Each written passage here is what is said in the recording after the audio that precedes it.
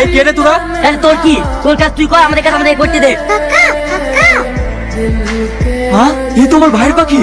ভাই, আমার স্বামীকে ওরা নদীতে হাত পা বেঁধে ফেলে দিয়েছে। তার মানে তোরা আমার ভাইকে? কি ব্যাপার? আমি তো প্রতিদিন এখানে স্নান করি, কিন্তু আজ লাশ আসলো কোত্থেকে?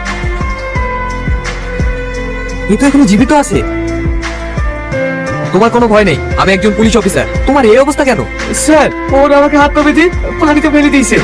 আমার পাখি, আমার স্ত্রী। ঠিক আছে, আর কিছু বলতে হবে না, থানায় গিয়ে কথা হবে। তুমি কি কাউকে চিনতে পেরেছো?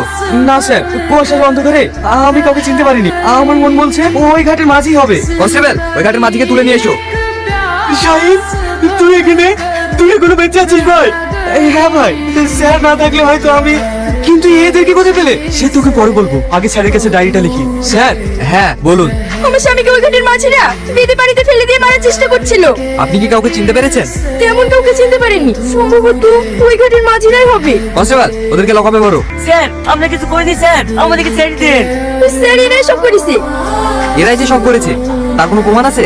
না স্যার, আমার কাছে কোনো প্রমাণ নেই। প্রমাণ ছাড়া তো আমরা কাউকে সাজা দিতে পারবো না। প্রমাণ আছে স্যার, আমি দেখেছি, আমি তার সাক্ষী। তার মানে সাক্ষী দেবে একটা বনের পাখি? হ্যাঁ স্যার, ওরা দুজনে আমার আব্বাকে হাত পা বেঁধে পানিতে ফেলে দিয়েছে, আর আমার মায়ের উপর ওরা ভীষণ অত্যাচার করেছে।